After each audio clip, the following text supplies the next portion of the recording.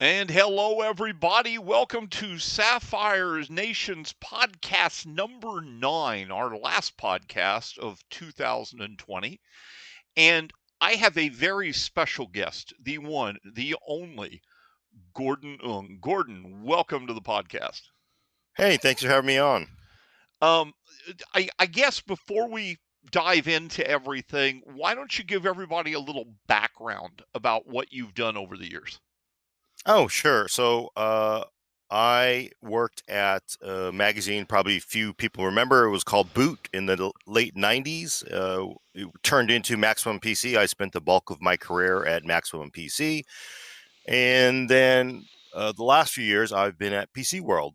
I have basically been a longtime PC person, as you can guess from those. Those are three computer publications, and my entire career in technology has been mostly at PC stuff. I'm basically a big believer in the PC, and I like Ed. I love just looking back sometimes because it feels that today what we have with the PC is just amazing to what we used to have back then, and it's just hard to believe how it has matured and gotten so advanced.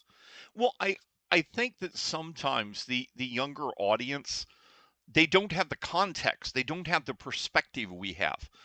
We remember dealing with auto execute bats and config sys's.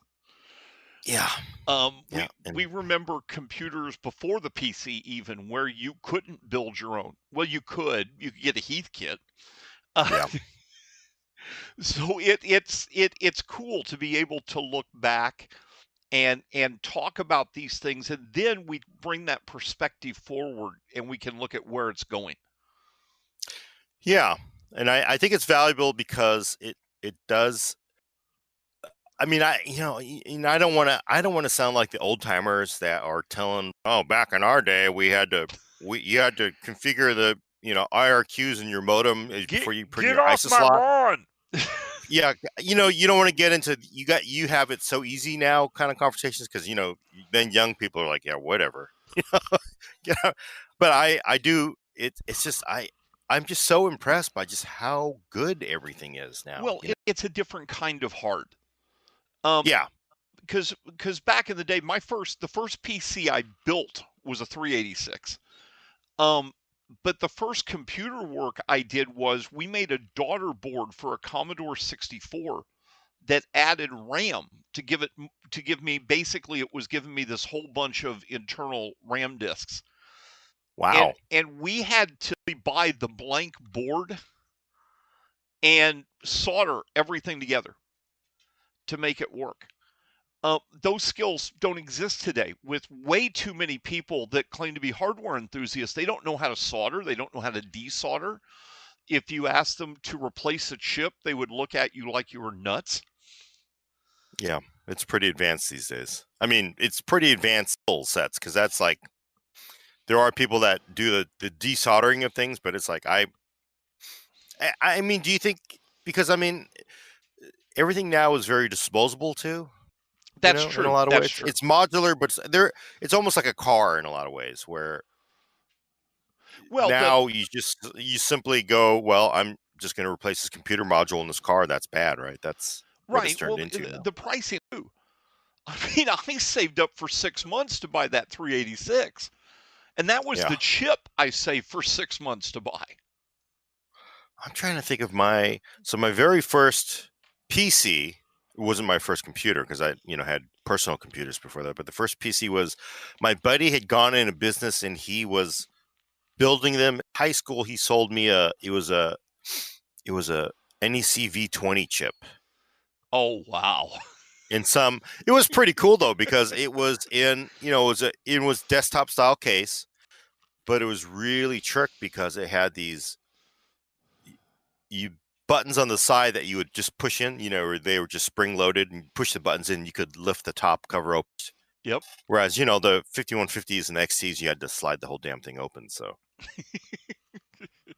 but here, can I ask a question? Because Sure. I've been wondering this, and you have perspective as well. Because I've been meaning to write a column on this over at PC World, but is the Mac, and I know because everybody wants to talk about the Mac these days, still a PC, and was the Mac ever a PC? Now, I would argue that ever since the Mac basically became a PC because it adopted x86, it basically, for the most part, loaded Mac OS, OS 10. They made an OS 10 version on x86. They got off of that sinking PowerPC boat.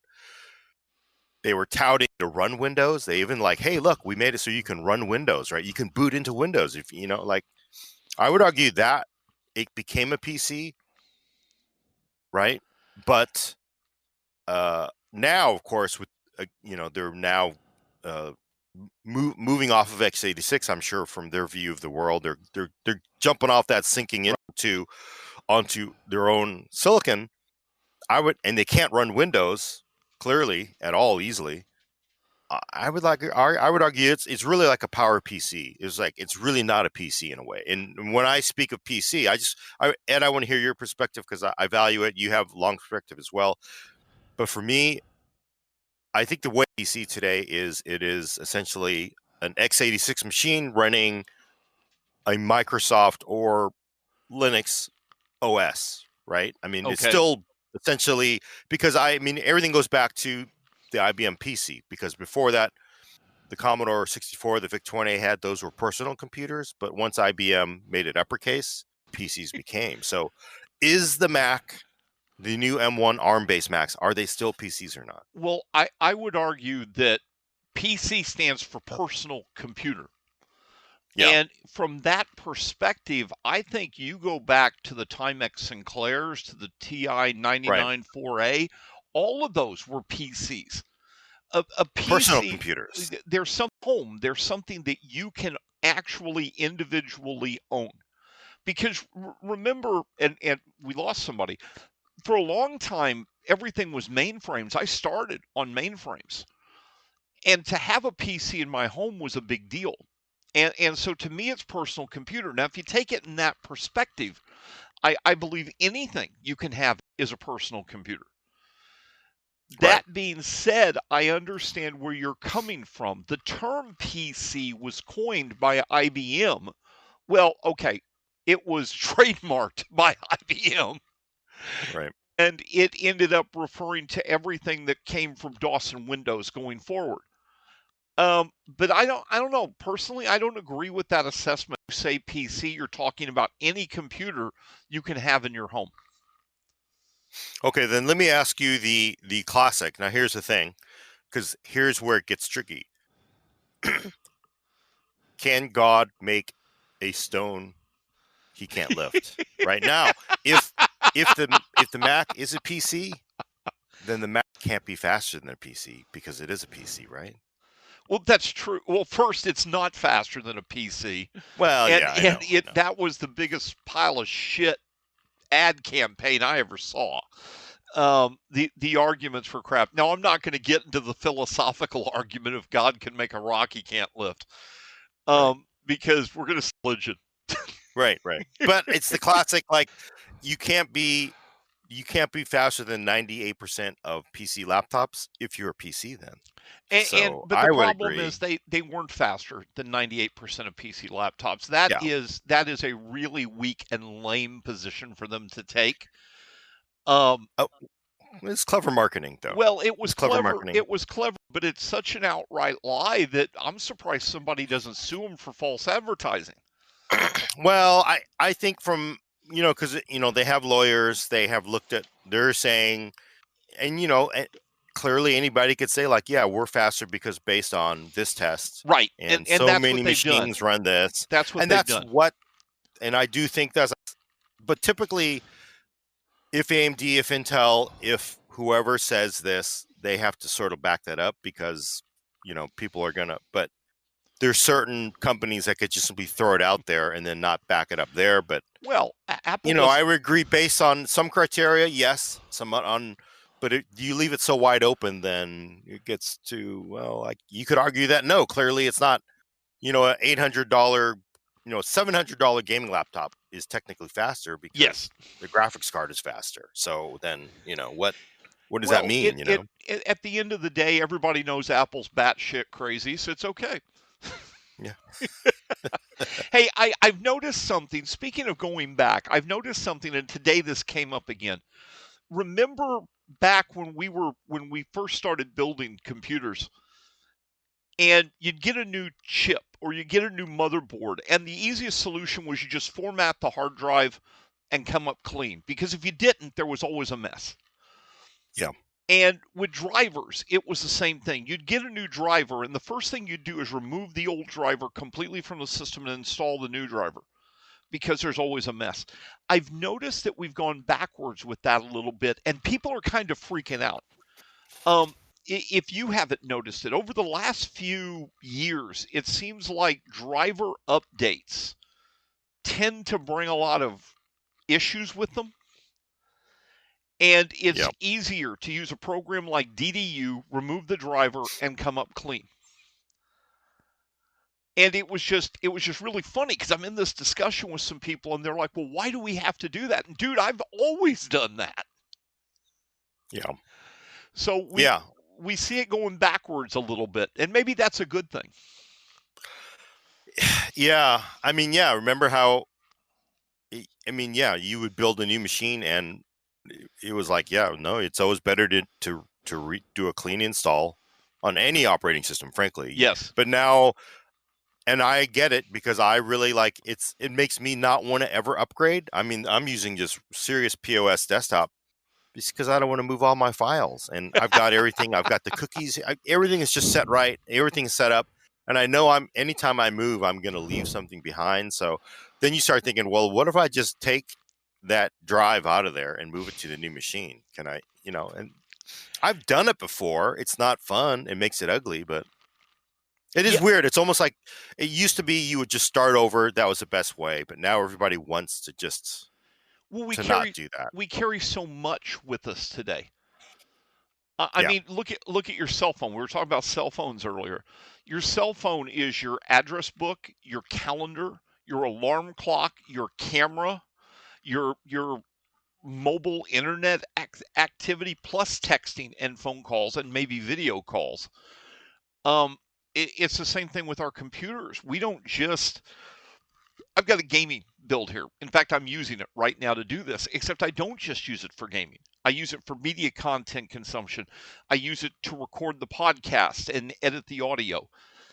It's not as simple anymore as it used to be, especially back with DOS.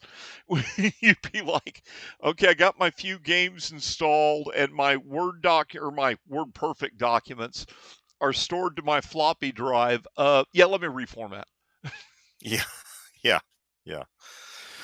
So that's an interesting perspective change. I got asked a couple of years ago. I did a breakout group at QuakeCon of 40 plus years of computer gaming, and I got to ask a question that I'm going to ask you. Looking back Okay. over all these years of computer gaming, in the new games today, in the features and the way things are done and the new mechanics, what has been the worst change you believe to the totality of computer gaming?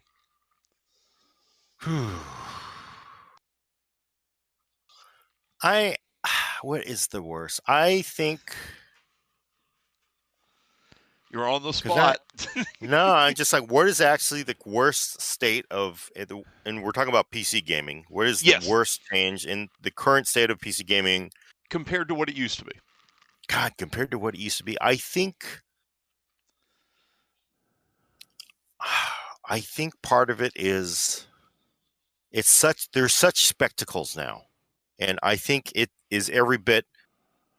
It is like we have grown so much with PC gaming, and it has become such a real big business that it's like a Hollywood blockbuster, right? So you have a studio that bankrolls a new movie.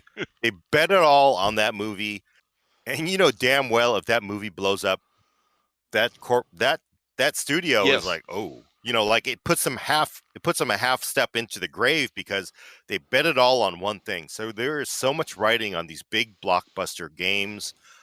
There's so much expectation.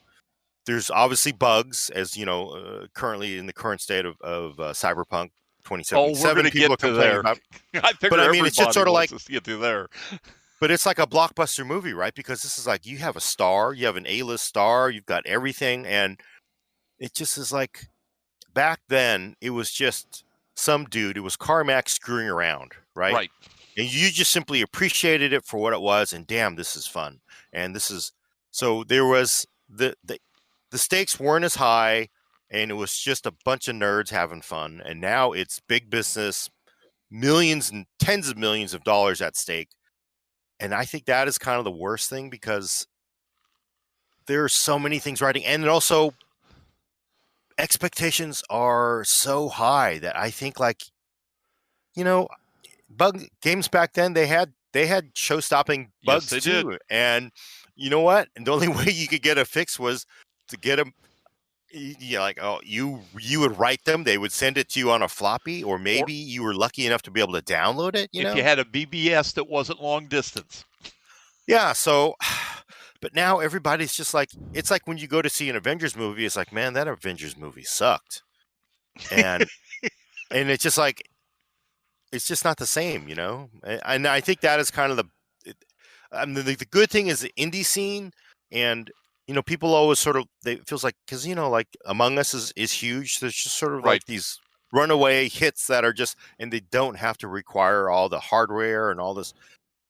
But it Well, feels like the worst thing about gaming now is become such spectacle, right? And it's just you and it's too hard to meet those expectations. now you've just added a third one to my list. Okay. Because the first one I gave, the one I gave at QuakeCon, and people don't understand why I would say this. I work for a graphics card company. Realistic graphics. We didn't ever need back then realistic graphics to enjoy a game. We Right. understood it was a game. It was about the fun. And I feel like realistic graphics has become a crutch for many game developers. They Yeah. they make games that have mediocre mechanics and no storyline, and they're not really that fun to play, but god, they look pretty. Yeah. And so that was one. The new one that I got on lately that I think might even be more insidious to the community is the homogenization of gameplay. So the best example I can give for this are MMOs and just general RPGs. I come from tabletop gaming. I come from old school D&D. And classes were defined not just because they were defined as a game mechanic, they were defined as a social mechanic. They forced interaction, they forced a team to exist. A fighter couldn't heal, so you better have a Right. cleric with you. A, Yep. a cleric couldn't open a locked door. You better have a thief with you.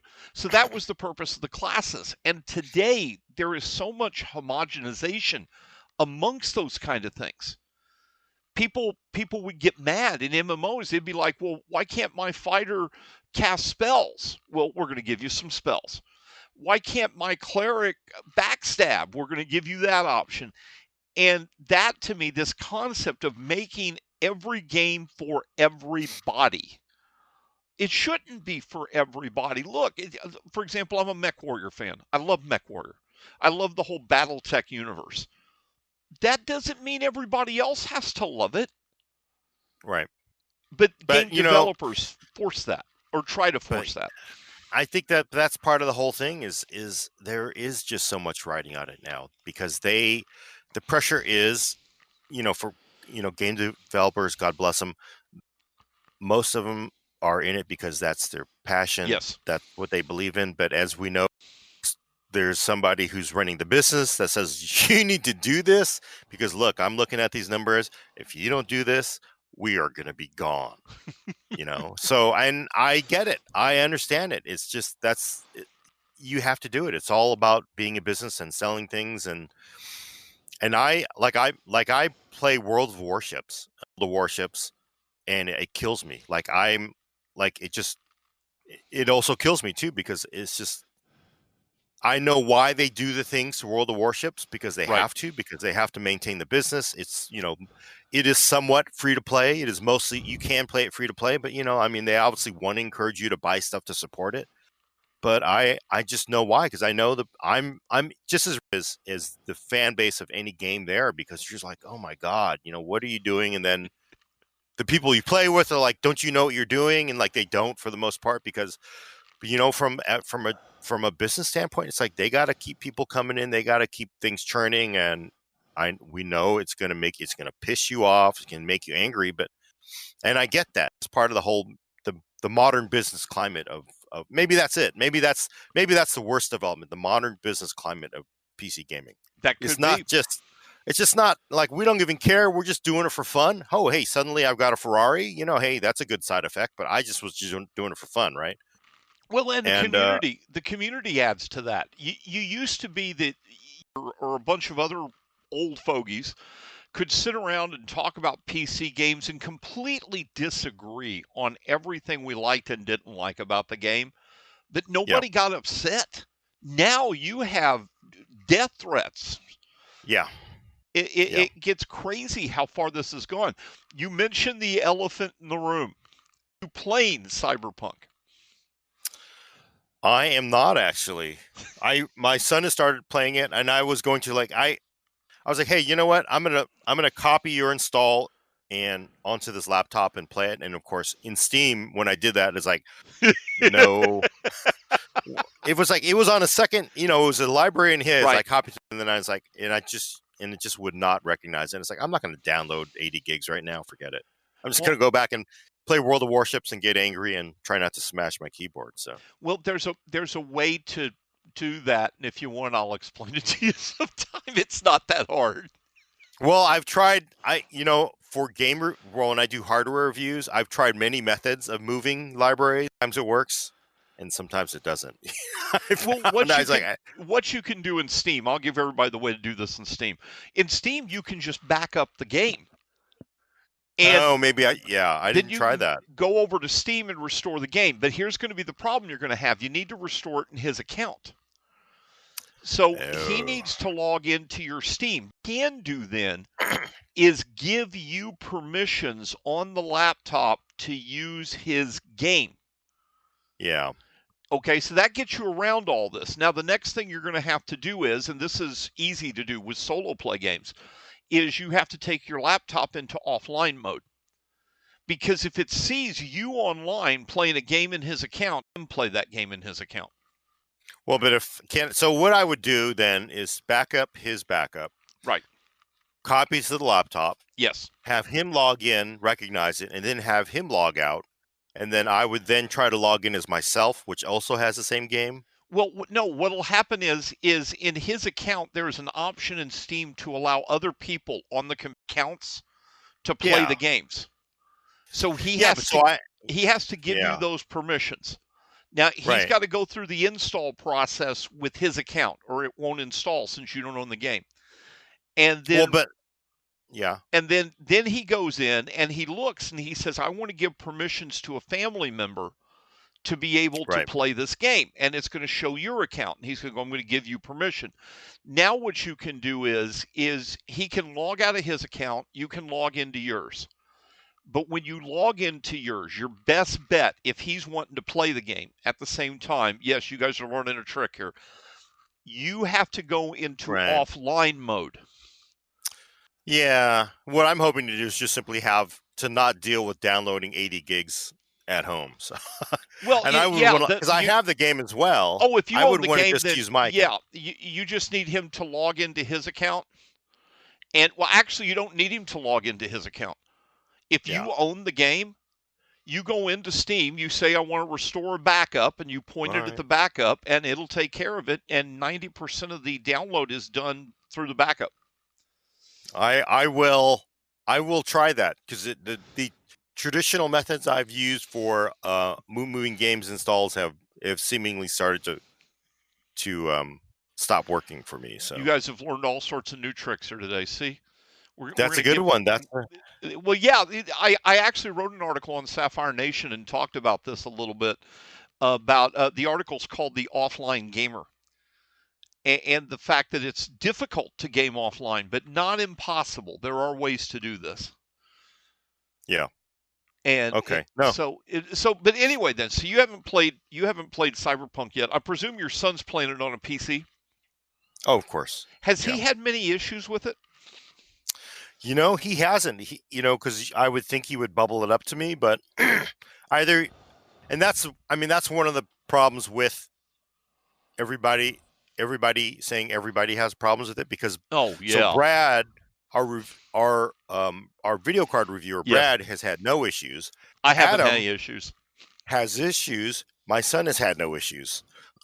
Why that is, I don't know. And of course, before console people say, well, there would be no issues on the console. As you can see, that is not true either. Oh God, no. The first generation, those earlier generation consoles are just dying, and Yeah. I appreciate that anger that they have, but it feels like the PC gamers are taking it out on them as well. I've had no real issues. I've had a couple of graphical glitches, and I hate driving in the game. I hate driving in the game. But other than that, the gameplay has been smooth and fun. Yeah. So I guess Y- it comes back to, remember, boy, I'm about to grab a third rail. Here we go.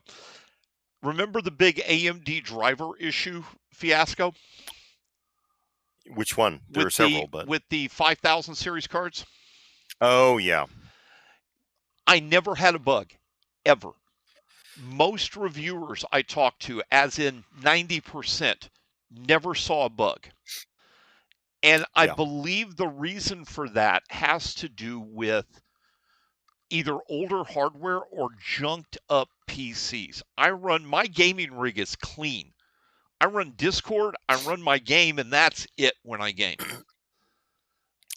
And that is a really good too, is your point about DDU, Yes, right? you got to get rid of the old stuff. You got to get the old stuff out of the way so that the new stuff works like it was supposed to. But you got to take it a step farther, and you're going to get a kick out of this because I imagine you're going to, and you may prove me wrong and disagree. But I can't believe how many people get mad at me about this. I tell them, you don't update a BIOS, you don't update a driver unless you're having a problem. You Yeah. don't want to risk the mess. Yeah, it's hard to, right? I've done so many dumb things where I go, well, why don't I just update this? And then you're just like, oh my God, that was the hugest mistake ever. No, Yeah, I'm with you on that too. if your system's stable, don't screw it. Don't fix what ain't broke. Yeah. All right, let's dive No. into some questions here. Unless you've got another question, I didn't expect to get interviewed. No. I'm good. JM commented on the future of PCs. It seems a never-ending cycle. We'll talk a little bit about where we think this is going in the future. But you know, who was it that said it the other day? Of all people, I think it was Jay who said this the other day, that he will no longer use the term future-proof because it doesn't exist. Why did it take him so long to realize that? Yeah, I know. I think maybe it's just the term itself needs to be corrected. Because I do think future proof promises way more than people expect. Yes. So I do think, yes, if you have an AM4 system and you say you built an AM4 system when Ryzen 3000 had just come out, and you go, I want it to be future proof. That's why I want this. Or say you bought a Ryzen, you bought it, when with the pair with the cheaper Ryzen Right. 2000 when the 3000 came out. I want to pair this because I want it to be future proof. I honestly think that is a pretty decent payback, because if you started with the Ryzen 2000 and later on you put in a Ryzen 5000, assuming you had one of the Ryzen 5000 Yeah. supporting boards, that was pretty decent. I think that's fair, but I do think people sort of, and this is the classic one, is you don't want to buy DDR4 now because you want DDR5. You want to buy DDR5 because DDR5 will be future proof. DDR5 will certainly be the memory standard that carries us forward. But But is it it'll worth? die off sometime. Yeah, but but the classic thing is like you don't want DDR4 when DDR5 is out. It's like, well, is it really worth paying through the nose? And DDR5 you will pay through the nose for DDR5 as you do with all new memory. Is it really worth going the extra mileage for DDR5 when you could have just built DDR4 cheaper? You know, of course, there's other socket concerns that go with it, but Well, I think it's just the proper application and the proper people need to know, like, this doesn't mean you're going to be using this damn thing for 20 years. no, No, no. it's not. It's like maybe near future. Look at the current CPU market. I know people that are waiting to build their new gaming rig because they're waiting till they can get a 5000 series chip. And I understand their reasoning. But I hear people say, when I say to them, if you need a computer now, buy a 3600. You're going to be happy. It's going to be fine. I run 3600s for all my gaming, and I'm having no issues. And they're like, oh, but I can't. Why not? Well, because it won't last as long. Well, no, it won't last as long, but you can get it today. You can get what you need right now. And microprocessors actually age well. Yeah, in gaming. A 2600 is still a viable gaming chip right now. Hell, a 1600 is still a viable gaming chip right now, depending on what your expectations are. So it's people get so wrapped up in what's new and shiny and want to rush out to the next big thing, and you hit this point of diminishing return. I saw a comparison when the 5600 released, or the 5600X. I'm sorry. And they were comparing it to the 3600. And in a couple of gaming benchmarks, they were showing there was like a 15 to 20% uplift, and that's a significant uplift. But when you looked at the graph, the 1% lows in the games on the 3600 were like 110. Who cares? Yeah. Well, yeah, that and also it's like everybody for their Ryzen 5000 reviews, it was kind of nice because we could review at 1080p without the normal radioactive kind of pushback. And it's great. You know, I mean, those 5000 parts are fantastic CPUs. But you know what? If you're playing at 4K, you're not going to notice. You're not going to notice. And, you know, and this is the crazy thing, too. It's just like, yeah, you know what? If I had a choice between a Ryzen 5000, high-end Ryzen 5000, and Intel part, I would take the Ryzen 5000 in a heartbeat.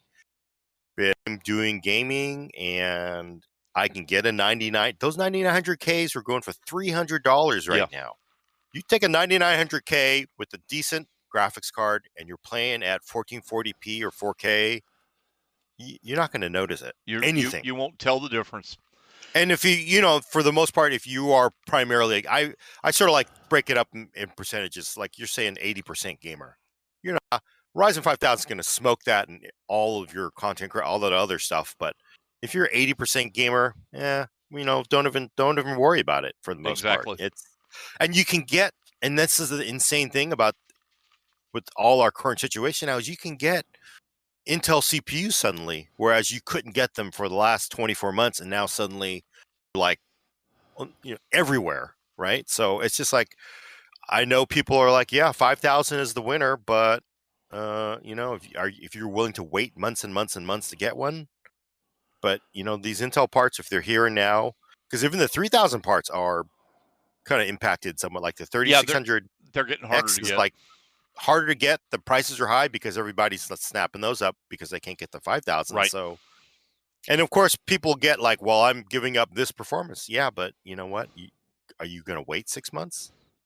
Well, it becomes an issue of, if the performance has no actual impact on the experience, does the performance matter? Yeah, if the tree falls in the forest and nobody's here to hear it, doesn't make a sound. It's the same thing with the new feature sets. Everybody gets all caught up in all these new amazing feature sets that we're getting.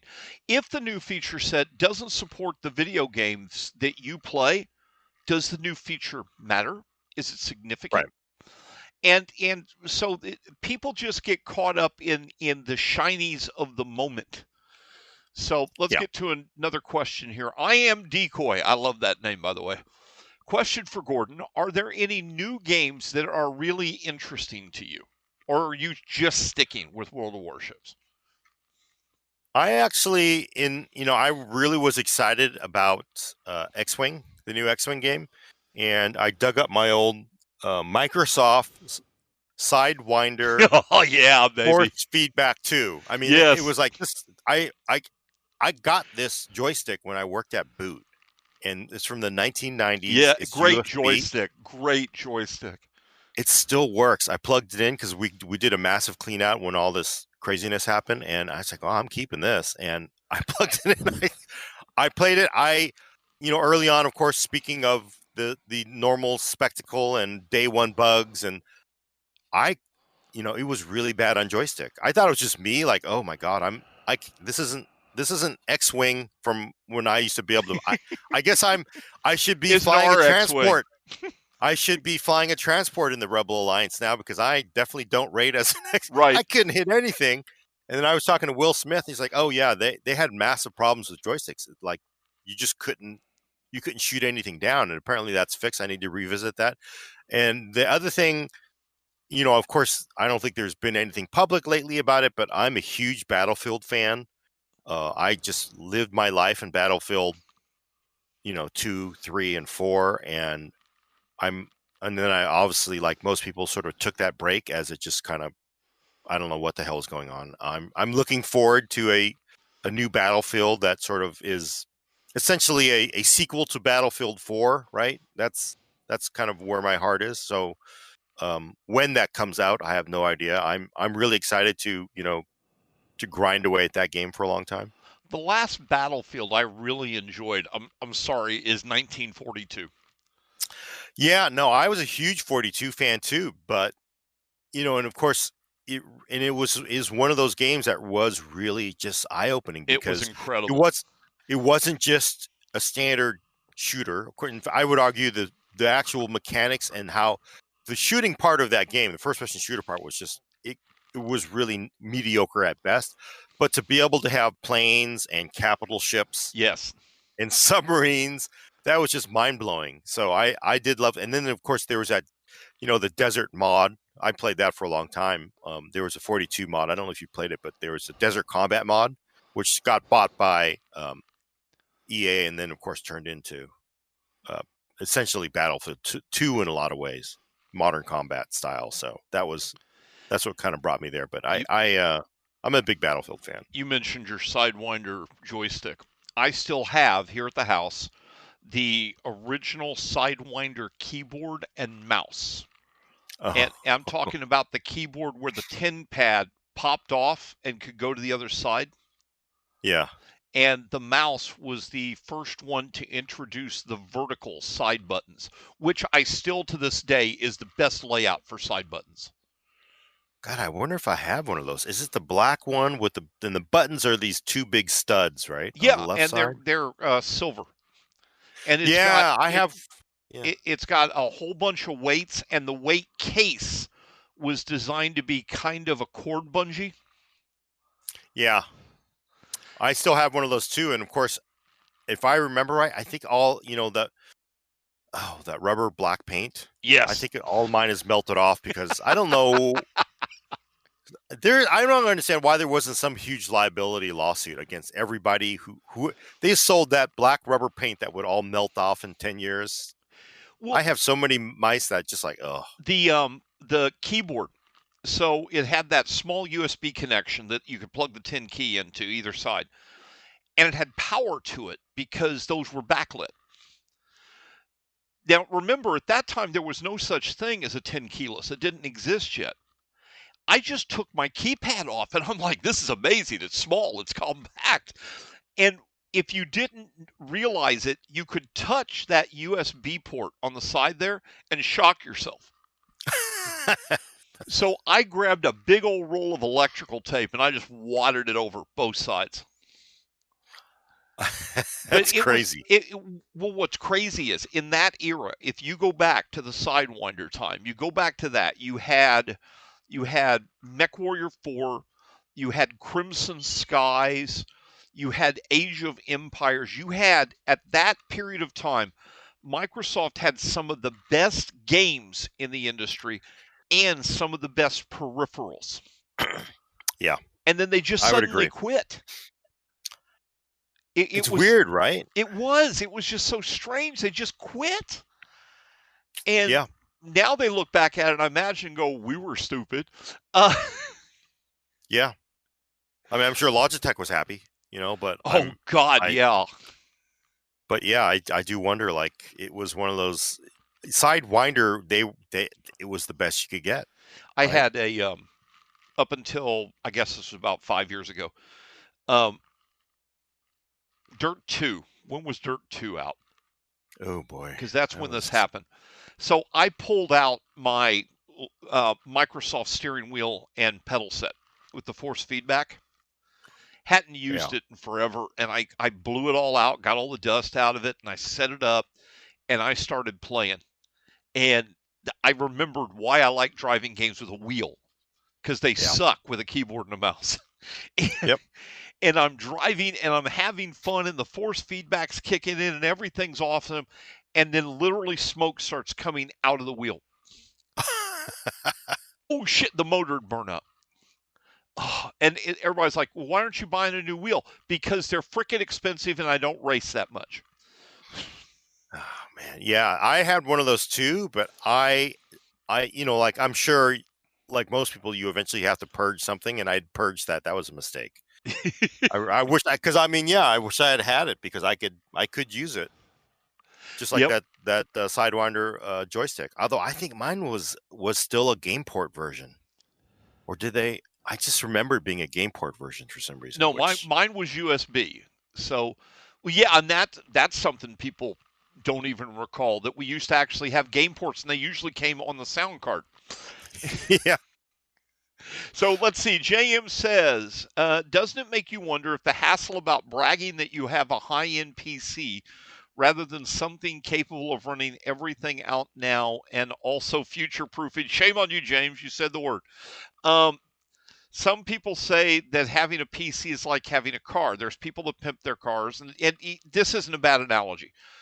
Um, basically, a lot of people have high-end PCs for bragging rights anymore. Uh, do Go ahead. do I think people still do, or Well, I think this is a good question. How much of high-end components today in sale do you think is of actual usage and need, and how much is about the bragging rights of saying you have it? I have this sort of, as a journalist, as a professional journalist, which means we get to just make stuff up. I have a You heard metric it that here, I've folks. used. Fake news. Yeah, I have the metric that I've used for made up statistics, which is 1/3.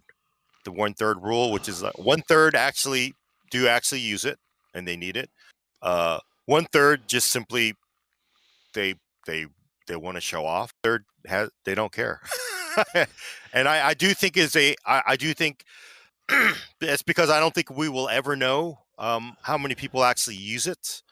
I will say that because I know that excuse me, one of the problems now is, and I'm exposed to a lot of this on YouTube because we do a lot of content on YouTube, and in the audience on YouTube, there is a lot very much. If I can't get the absolute best thing for $150, it is a complete ripoff and Yeah, should not what the exist. hell, right? But and they don't, and I'm like, look, I understand you have a budget, you have constraints. There are real people that cannot go out and buy Yes. a $700 graphics card, a $600 CPU, and $500 motherboard. I get it. That's real. But you should not also then go out and crap on somebody who can afford two $700 graphics card, a $1,000 CPU, and a $600 motherboard, fill it up with RGB, and do nothing with it because that's what they want to do. That's It's what their they, money. if it's their money. I can't tell anybody how to spend their money. It would be like that person telling you, and this is a horrible thing too. It's like, why don't you get a better job, right? And that's the wrong thing to say. I think everybody should just respect everybody. There is a real, and I know we're trying to get to how large of the boutique, how many real people are buying these high end cards to use, and I would say probably a lot of them not, but I will also say there's a really good business in selling insanely beautiful, Overpriced. well, expensive because You're right, because it's not overpriced if if I'm getting what I want, if which is like, somebody's willing to pay it, you're absolutely right. The price is right. and for them, those people are, it's very much, if it's like, yeah, I have to buy my 6-year-old a computer to play Minecraft, and I bought them a $9,000 computer because they're a Saudi oil sheik. The value there is like, for them is like, yeah, it's just ridiculous because I'm so filthy rich. Who cares, right? And I can't, I and but again, I there are, because I've, in Maximum PC we really did a lot of boutique machines, You did. and they were Dream beautiful. You would PC, like to baby. think, but I mean, just these, like, these high end builds from, Origin, Falcon, uh, Digital Storm. I'm sorry, there's just so many of them that just did beautiful machines, high end, extremely expensive, and when you get them, you say, "Wow, this is just like, it's a work of art." And of Yes. course, you could say at some point, this is a machine assembled with commodity parts that everybody can get. Why in the world is there such a markup? And it's just because Mark Zuckerberg is not going to spend, you know, two I love weeks it. building his machine, because somebody's going to say, like, look, we need to put you to put your brain on making more money, because every moment you're not making more money on something else and building this computer, we're losing money, right? I, So I he's going to go out and he's going to go just buy it now. Give me 2 of these $10,000 computers, and that's it.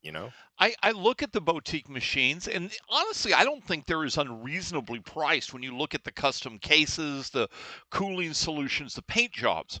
What kills me about the boutique machines is when you look at them and they say, okay, now if you want to upgrade your RAM from 16 gig to 32 gig, that's $400. Right. Yeah, no. It's what, $60, okay? You It's, so that's what kills me on the boutique machines. And I'm going to disagree with your 1/3. yeah. I Well, think yeah. I think in the PC gaming world, which is our focus here, so let's define that. In the PC gaming world, the number of people actively needing and using high-end components probably amounts to about 10%. Oh, I would agree with that. I was just kind of making up, like, so if I thought we were looking at that segment of the people who buy the high end. So, Right. like, if you buy high end cards, how many of them need it? I basically have no idea. Oh, no. I understand what you're saying there. As far as the people that don't need it but buy it for bragging rights, I'd say that's about 20%. And I think 70% hit the I just don't care. Because that's a mistake I think too often gets made in the enthusiast community. Most PC gamers, overwhelming majority of PC gamers, really just don't care that much about the hardware. Oh, They just want to play their yeah. game. No, I agree with you. I very much agree with you. And that is, I think, has contributed to the current culture of PC gaming, is when you dealt with people who basically were gearheads and just, they wanted the best, or they just like looking at the best or reading about the best, because they were just, if you're into cars, you're just into cars, you just want to read about it, right? Right. But as PC gaming and this is a good thing, it's so successful now, it is so big, it is so huge, you have a clientele now, a lot of customer base that very much, they don't care. No, this Exactly. is my previous employer. We had Maximum PC, which it was for the gearheads. It was for the people who just very much loved the hardware. And then we had PC Gamer, which is still around as well. It's a huge gaming magazine. And I will tell you, because I had done work over with PC Gamer many times, it totally jives with what you're saying, because most PC gamers, they don't care. They want the absolute. They don't want to. They don't want to know, can I get the absolute best thing ever? They just want to, like, I want the absolute best performance for this amount of money, and I'm going to drive that until it dies. I don't Exactly. care about this. That's the only thing they want to do is play games, and they want to play games without ruining that experience. Give that to me the cheapest, and I don't care about all that other stuff. I Right? That's really the attitude of, from what I found from years and years and years of dealing with the PC gamer kind of reader, is most of them, they just want to play the game. They're almost it's almost like a console crowd now has sort of moved into the PC, right? well, I think it's the analogy I use is this. If you look at the PC world, enthusiasts have forgotten that what we have is a tool. It's not the PC that's the end goal. It's what you do with it. Right. And the analogy I use is a carpenter. And it's funny I use this analogy because I just watched a carpenter literally talk about this. Um, a carpenter doesn't spend a lot of time worrying about his hammer. He doesn't worry about if it's got RGB, if the handle is engraved in a certain style, if the head is made of super great material and it takes blah, blah, blah. He doesn't worry about these things. He worries about, does the hammer do the job he needs it to do, because his goal is what he's building. Right. And it was really funny because I've been watching, there's this guy in New Zealand that does these carpentry shows and talks about tools. And I just watched it like 2 days ago, and he talked about the fact that he was showing these really high-end hammers. And he said, now here's the hammer I use. He pulls out this old looking hammer with a simple wood handle and a simple straight claw head. And he said, you can buy these at any hardware store for $9.99. And the reason I Yeah. use it is it does the job. Yeah. So I am Decoy asked, what do you think of, and this, we can get a couple of questions in here still. What do you think of Microsoft's recent effort in Windows on ARM? I will say I was surprised they went public with that. We've been, if you go over to PCWorld.com, you could read a story I just did on looking at the Apple M1. I don't have the M1, Macworld has it, but they ran some benchmarks for me so I can compare to what I ran on all the Windows laptops. It is, and I don't believe anybody should be a fanboy. I give many shout outs. I think the M1 is amazing. I think what Apple has done with the M1 is amazing. It is clearly not faster than everything on the PC, but it is amazing for what it is, because especially my experience, I don't want to be too long-winded here, my experience with Windows on ARM, with Qualcomm parts in Windows has just been, it's been atrocious. When they first rolled out those, and of course this goes all the way back to Tegra parts and the first Surface RTs, and of course those couldn't even run anything.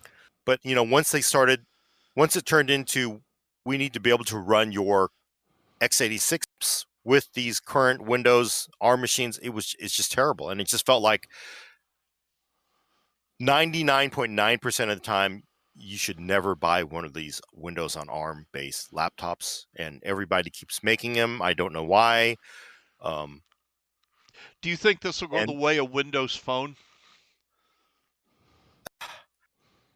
so here's my story. Wait, I'm getting to the, I don't think it'll go Windows Phone. I don't know, but I do say that I think sort of, and what Apple has done with the M1 has pulled it off. They're successfully getting extremely good performance out of ARM because it's so tight, their software ecosystem and all that other stuff.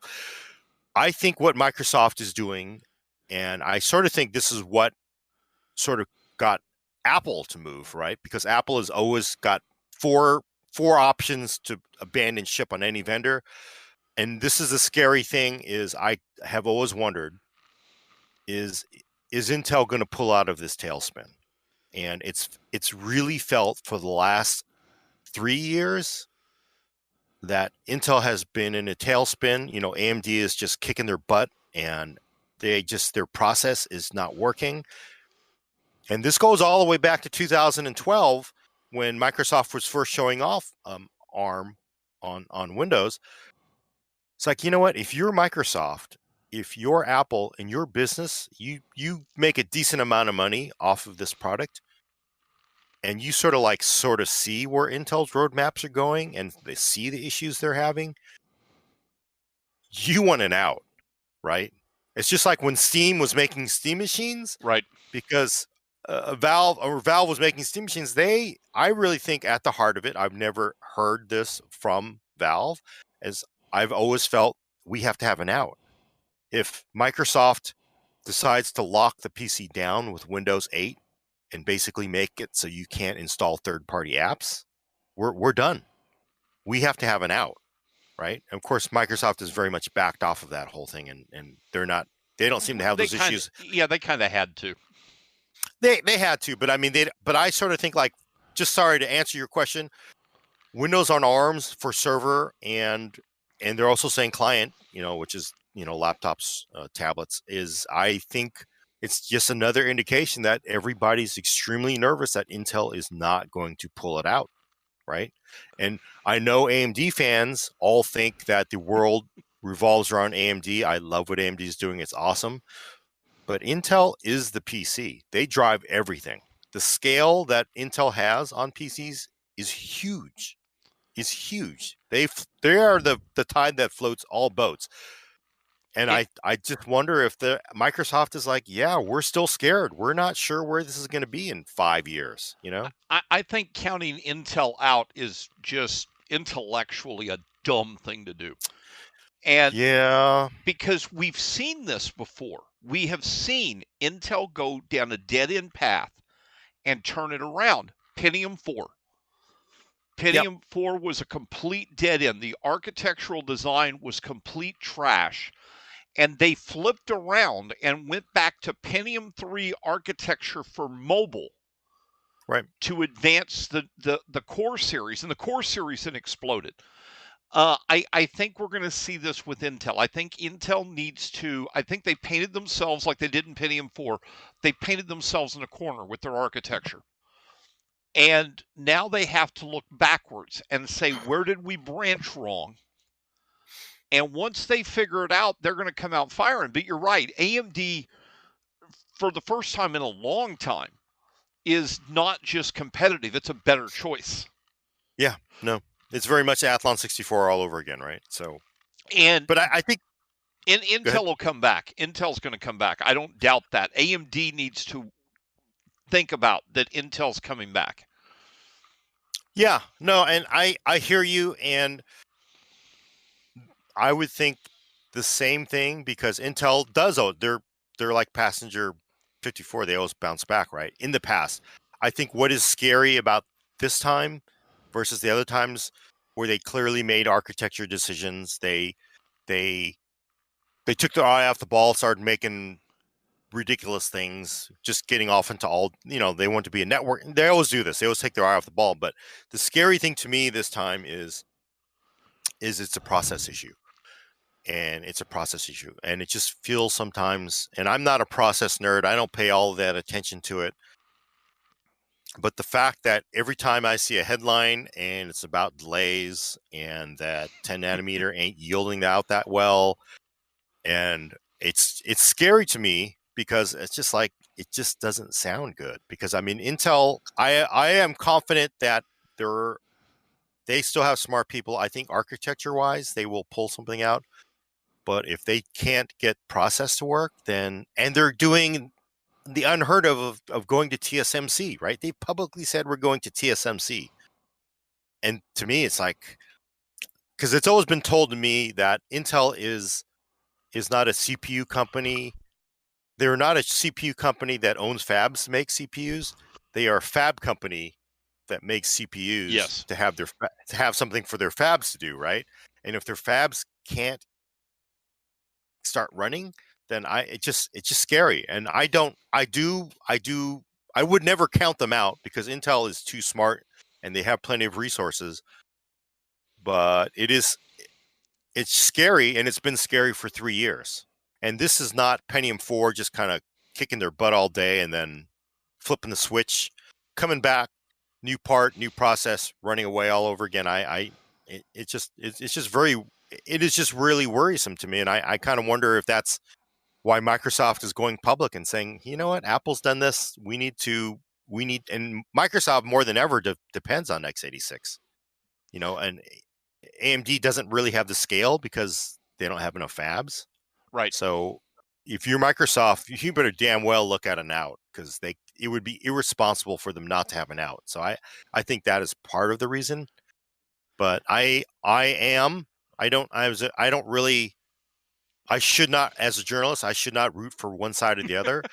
But I do understand that if Intel doesn't get it fixed, it's bad news for all of us, period. Right? Okay, we're going to squeeze one more question because this is a great question, I think, to end on, Gordon. I Am Decoy asks, it's two-part question. After all these years, do you still get excited about new hardware launches? And are there any specific releases that stood out above the rest for you? And I think about this. I first started at Boot in 1997. And yeah, I think I still get excited. I still get really excited for stuff. And it's when you have really big movements. I will say, I think recently, of course, the most exciting thing was Ryzen 5000, because again, that was so impressive to go from, the 1000, 2000, 3000, which always had the exact same weakness, which is PC gaming was just not, it was clearly a soft spot. I would argue that it didn't matter at high resolutions and high games that are GPU limited loads that most people play at. But 5000 really was just sort of like, wow, that's just amazing, because this chip has you really have to look for any flaws in it, and for the most part it wins everything, right? And that was impressive. The only flaw I'm seeing with the entire Ryzen lineup is the chiplet design is going to have to make us change how we deal with heat, because of that concentration in a small off-center point. Yeah, sometimes I don't understand why. Yeah, why wasn't that chiplet put in the middle of the chip? Well, but not even that, but it feels like you could, there's ways to deal with it. But I think, as for most DIY people, it feels like there needs to be more information on where it is and where cooling. And you would think that the cold plates, because most people are running, CLCs, you would think we need to have I know they can't do it for cost, but maybe you make a water block that basically has better cooling on one area of the chip. It feels like you could do that. So yeah. But and then honestly, for the other parts, Ryzen 3000. I mean, I don't want to sound like I'm all AMD fanboy here, but Ryzen 3000 with that 16-core chip and Threadripper, I mean, they've had fratastic wins for AMD over the last few years, and I think it's exciting, right? When you see holy frack, 32 core CPU for a totally reasonable price. Totally reasonable. I know it's insane for a regular person. And then, Intel's wins have been far smaller, but I will say Tiger Lake is a real deal. If they can get the core count up, Tiger Lake will be something real. If they get it up, laptops is where Intel is sort of have retreated back to defend against AMD, and I think the high core count Tiger Lake parts are going to be good. Of course, they'll have to go up against new Ryzen parts, but those are and then of course all the graphics cards. Graphics cards are just dude. Right? I mean, well, for the first time in a long time, we're competing at the high end. Yeah, I mean, that's got real competition at the high end. Yeah, and you got to competition's what it's about. I mean, yes.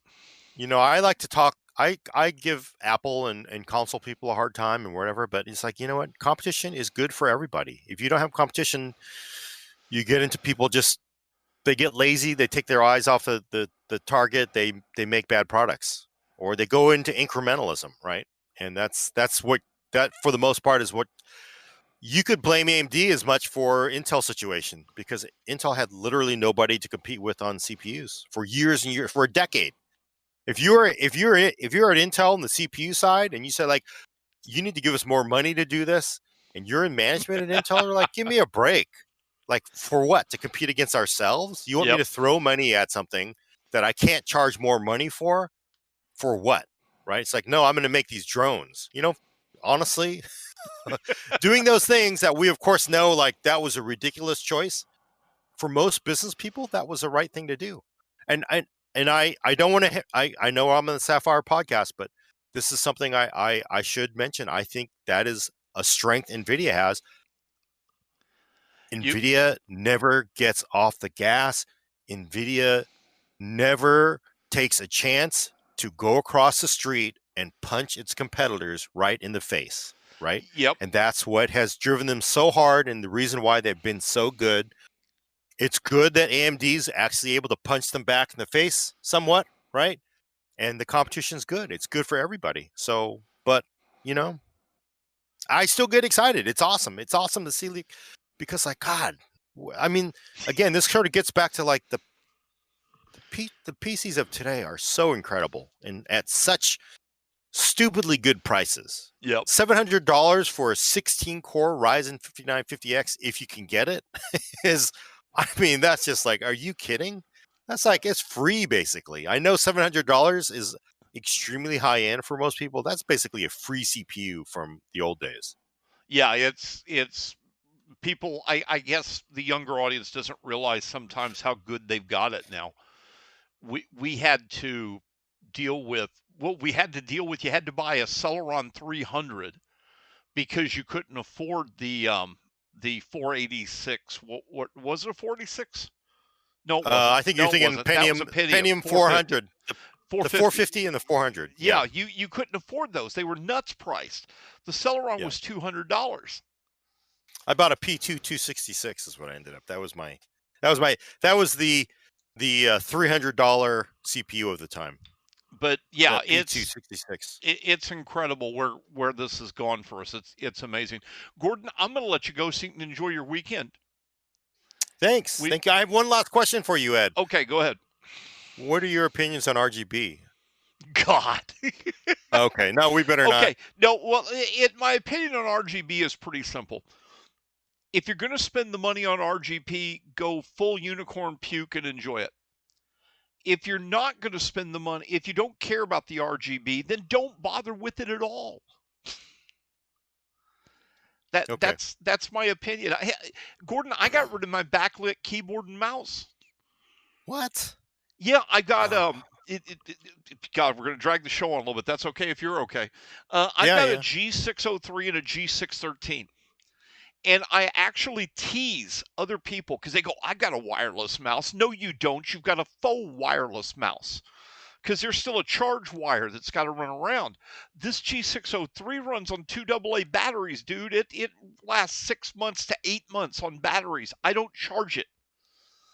And no RGB. No RGB, but you know what? Who cares? My hand's over it. It's like these people that want RGB on their headphones. I'm not looking at my headphone. So I would say that's a no then. Yeah, I'm not a big RGB fan. Now I'm not saying there's anything wrong with it. If it floats your boat, more power to you. But like when I go buy RAM, I tend to buy Crucial. There you go, Crucial. You got a free promotion. I never buy the RGB stuff. I always buy the non because I save a few bucks and the performance is the same. Yeah. Okay. But then again, I also don't buy windowed cases. Yeah. Yeah, the windowed case. Oh, yeah, that's another thing. Those are so beautiful, though. They are beautiful. Well, they are beautiful. But you know what I've noticed over the years? The most beautiful cases are the biggest pain in the asses to work with. Oh, of course. Absolutely. And custom liquid loops. Oh God! Oh, no, God. not for me. I'm too old. So. I did it once because I wanted to. I'd never done it. Believe it or not, in all these years, I'd never done it. This was a few years back. I even wrote articles on it. I did it once, and it was kind of fun, and it was kind of cool. And thank you to the folks at EKWB who gave me everything I needed to do it. But I'll never do it again. I just Yeah. I want to use my PC. I build my PC. I want to put it to use. I don't stare longingly into the window at the RGB light for a romantic evening with my PC. I'm playing a video game. All right. All right. There you go. Good answer. Good answer. All right, Gordon, thank you for taking the time to be with us. I really appreciate it. Thank you for having me on. All right. And folks, this will be put up on the Sapphire Nation YouTube channel later. It'll just be a picture and the audio, but it'll be there to listen to. Gordon will make sure we get you a link. Thank you for everybody coming out. And I hope all of you enjoy a great holiday season and a great new year.